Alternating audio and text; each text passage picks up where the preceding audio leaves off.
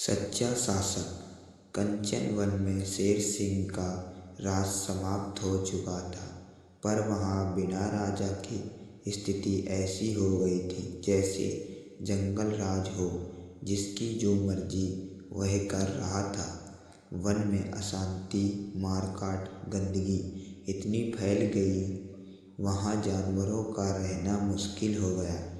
कुछ जानवर शेर सिंह को याद कर रहे थे कि जब तक शेर सिंह ने राजपाट संभाला हुआ था, सारे वन में कितनी शांति और एकता थी। ऐसे ही चलता रहा तो एक दिन यह वन ही समाप्त हो जाएगा और हम सब जानवर बेघर होकर मारे जाएंगे।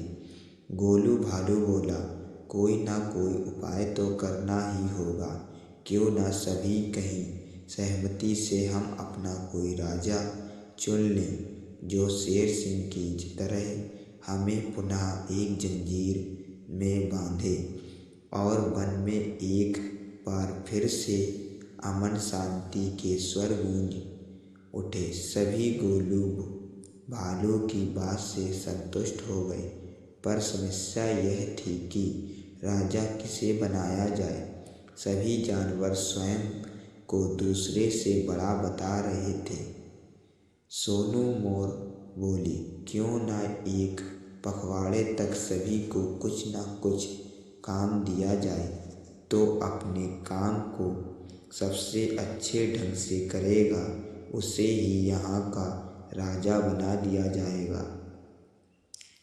सोनी सीटी की बात से सहमत हो गए और फिर सभी जानवरों को उनकी योग्यता के आधार पर काम दे दिया गया। बिम्पी लोमड़ी को मिट्टी हटाने का काम दिया गया, तो भोलू बंदर को पेड़ों पर लगे जाले हटाने का, सोनी हाथी को पत्थर उठाकर एक गड्ढे में डालने का काम सौंपा गया था और मोनू खरगोश को घास की सफाई की। जब एक पखवाड़ा बीत गया तो सभी जानवर अपने अपने कार्यों का ब्यौरा लेकर एक मैदान में एकत्रित हो गए।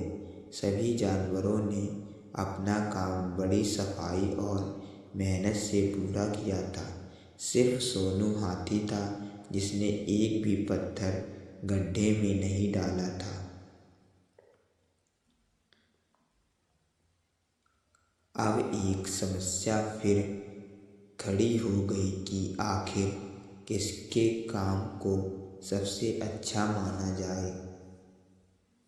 बुद्धिमान मोनू खरगोश ने युक्ति सुझाई, क्यों ना मतदान करा लिया जाए, जिसे सबसे ज़्यादा मत मिलेंगे उसे ही हम राजा चुन लेंगे।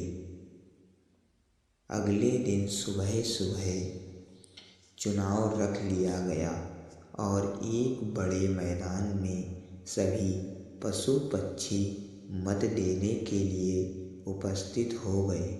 मतदान समाप्त होने के 1 घंटे पश्चात मतों को गिनने का काम शुरू हुआ। यह क्या, सोनू हाथी गिनती में सबसे आगे चल रहा था और जब मतों की गिनती समाप्त हुई तो सोनू हाथी सबसे ज़्यादा मतों से विजयी हो गया। सभी जानवर एक दूसरे का मुंह ताक रहे थे।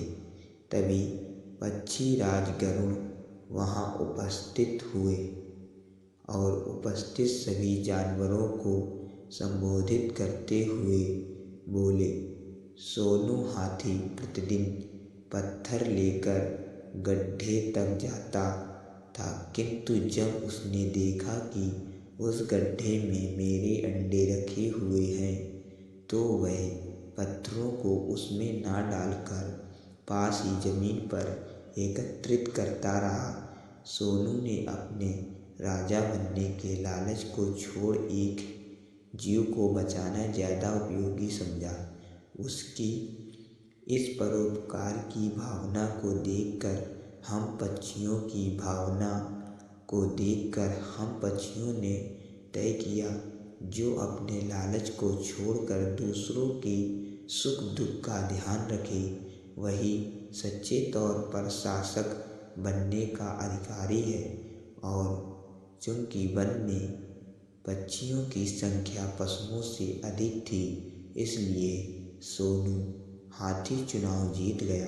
सबक: सच्चा शासक वही होता है जो परोपकार की भावना को सर्वोच्च स्थान दे।